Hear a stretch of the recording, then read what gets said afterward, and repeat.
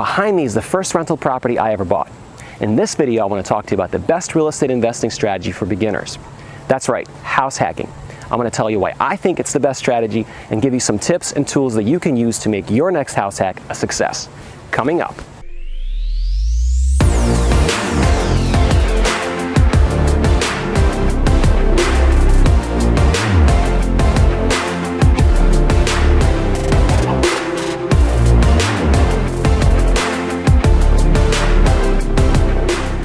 Hey guys, if we're just meeting, my name is Vitaly Volpov. I'm a practicing attorney, an active real estate investor, and a part owner of a real estate brokerage in Albany, New York.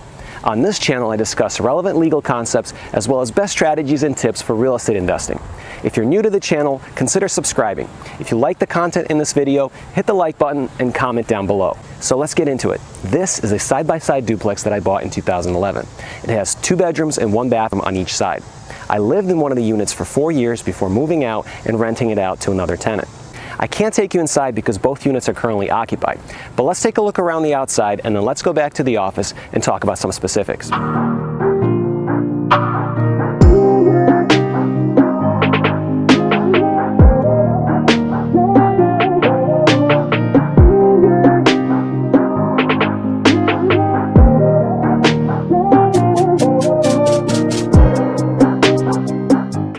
One thing that I want to mention is that nothing that I say in this video should be construed as legal or financial advice. Definitely consult your own attorney and your own advisor before making any financial or legal decisions. Additionally, the opinions and views that I express in this video are my own alone and don't necessarily reflect those of my law firm or any of my business partners. So what is house hacking? Let's talk about that first. In my definition, that is buying a property, moving into it, and renting some part of that property out to a tenant. You could do this with single-family homes where you rent out rooms. You can also do this with multifamily properties where you have an apartment that you're living in and you're renting out other apartments to tenants. Personally, I'm not a huge fan of living in the single-family house and renting it out to other people. I just like my own space. I don't like sharing kitchens and bathrooms and living rooms with other people, especially if they are tenants. But I could see situations where that might work for someone else, especially if you're younger or if you're just out of college and maybe you're used to the roommate situation. That could work for you. Or if you have relatives that you're comfortable living with who are also your tenants paying your rent, that might work out as well. But for me, I think the better way to do it is to have a multifamily property where you have your own apartment in the building, you have your own space, and you're renting out the other apartments to tenants. So why is house hacking the best real estate investing strategy for beginners? I have 4 specific reasons which are in addition to the traditional reasons that make real estate such a great investment class.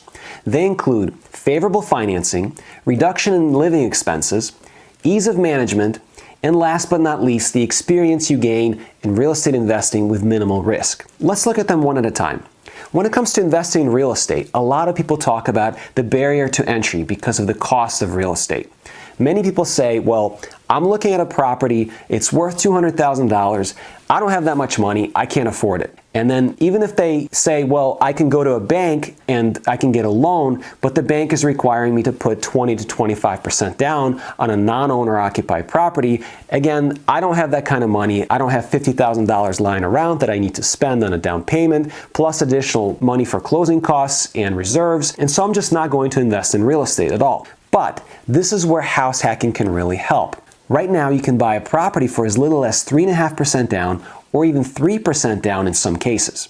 So if you had a $200,000 home you were looking at, instead of having to put down $50,000 or $40,000, you would only have to come up with $7,000 if you were to use, for example, the FHA-insured 3.5% down loan program.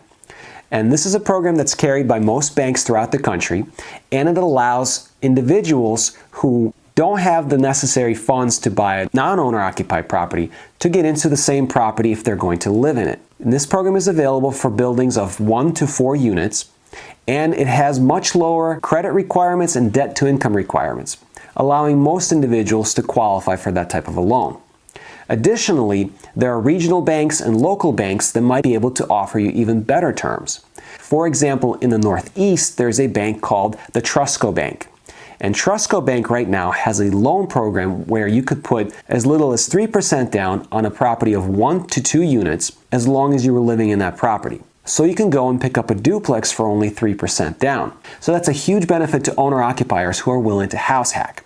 The second benefit is the reduction in living expenses. And this one is pretty obvious. If you're going to live in the property where the tenant is going to pay some or all of your living expenses, well then you're going to be saving a lot of money.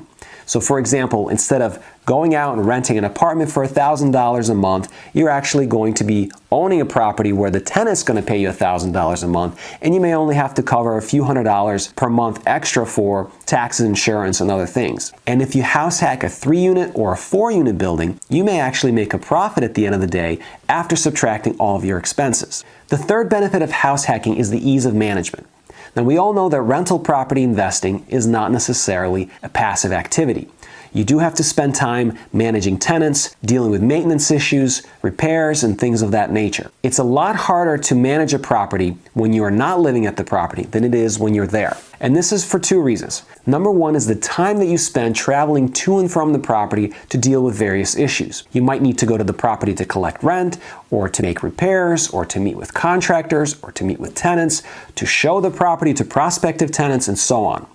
Every time you do that, you're spending your own time traveling there and coming back home. By contrast, if you're living in the property, the apartment you're renting is right next door. You don't have to spend time traveling. You can go there whenever you need to, whenever you want to, and take care of any issues that come up. Additionally, tenants will tend to behave much better when they know that the landlord is living right next to them as opposed to across town.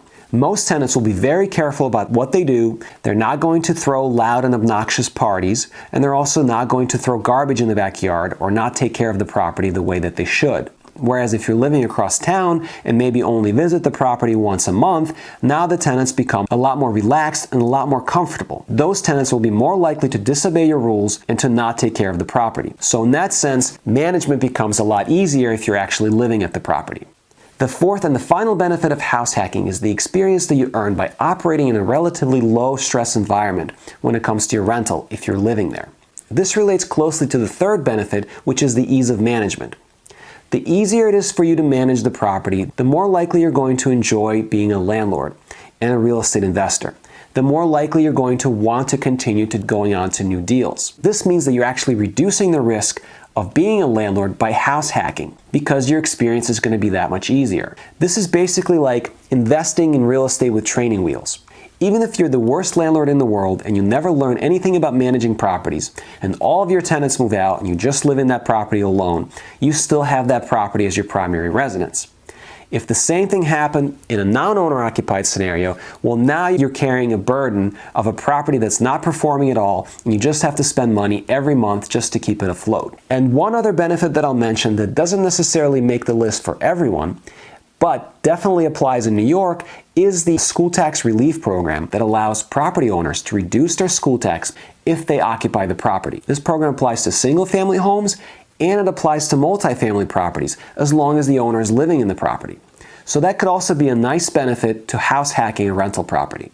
So if you consider all of these benefits of house hacking, you can see why house hacking becomes a very attractive option if you're trying to get into real estate. And when it comes to house hacking, I do have a few recommendations for new investors. First, you want to look at properties that are in good school districts with low crime rates and in good areas. The reason for this is that you're going to be able to attract better tenants and you're going to have an easier time managing those tenants than you otherwise would. Additionally, properties in those areas are more likely to appreciate over time versus properties that are in more transitional neighborhoods or neighborhoods that have a lot more crime. Second, I would look for properties that have been built in the last 30 years. The reason for this is they're less likely to have structural, mechanical, or environmental issues. If you're a brand new investor, you really want to avoid dealing with those issues starting out. Properties built before 1978 may contain lead paint in them, and they may also contain asbestos. Those are very costly to remediate, not to mention that they're also dangerous to your health and the health of your tenants. So to avoid that issue, you should buy properties that were built after that year. Last but not least, you should look at the relationship between the price of the property and the rent that it can bring. Ideally, you want to be within the 1% rule. The 1% rule basically says that the monthly rental income of the property should be at least 1% of the purchase price of that property. So if you're buying a property that has a rental income of $1,000 per month, the most you should pay for that property would be $100,000 if you're following the 1% rule.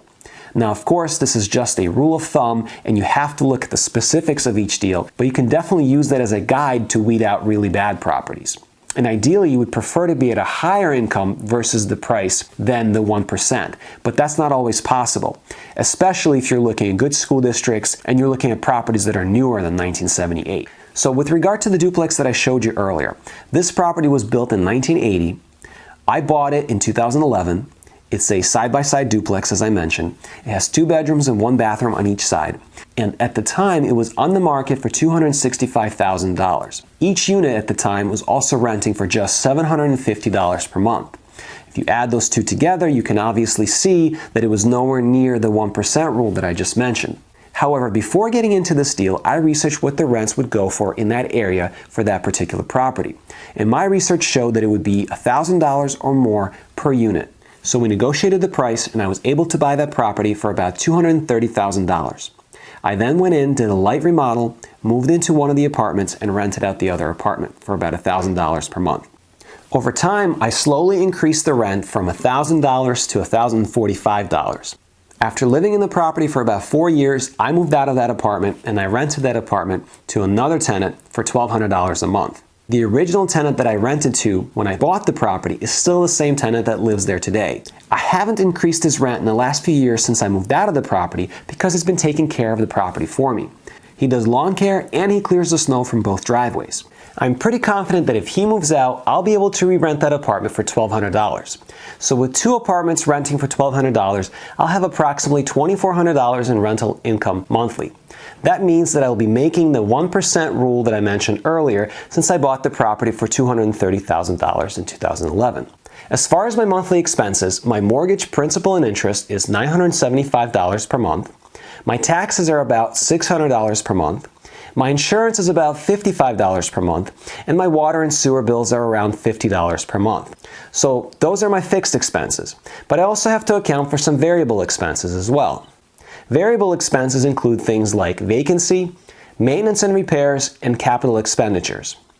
Since some of the maintenance is already being done by one of my tenants, I think it's reasonable for all those costs to equal about 20% of their gross rents, which in this case comes to about $444 per month. So if I add all those costs up together, my total cost of ownership of this property is somewhere around $2,100 to $2,150 per month. This means that I have about $100 of cash flow per month on this property. Now, $100 cash flow does not sound like a lot of money, and it isn't, but that's why you have to look at some of the other factors involved in this particular deal. Since I bought this property in 2011, the value of the property has gone up significantly. The property is currently worth about $270,000, which means that it increased in value about $40,000.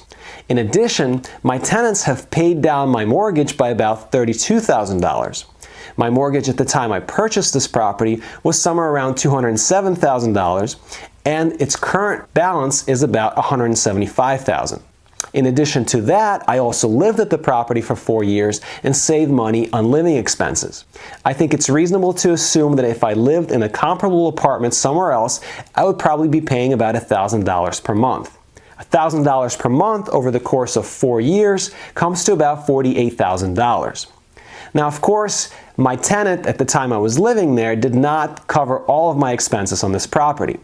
So I think it's reasonable to subtract probably about half of that off the savings. So I think I probably saved about $24,000 total. And last but not least, we have the $100 of cash flow profit that I'm making every month, and I made for the last 4 years. So that's another $4,800 give or take. So if you add all those numbers together, $40,000 in appreciation, $32,000 in loan paydown, $24,000 saved in living expenses, and the additional $4,800 in cash flow, I am net positive somewhere around $100,000. And this is all over the course of 8 years of owning this property. Now imagine if you did this multiple times. If you bought one property per year, house hacked it, and then moved on to the next property. Over the course of 8 years, you're going to add a lot more than $100,000 to your net worth. And that's the power of house hacking. And this is why I think it's the best real estate investing strategy when you're just starting out in real estate. So I have a question for you guys. Have you ever done a house hack? Are you doing one now, or are you thinking about doing one? And if you have done one, let me know how it's going. Drop a comment down below and let me know your thoughts on the house hacking strategy. So that's going to do it for this video. If you enjoyed it, drop a like. If you like this type of content, consider subscribing.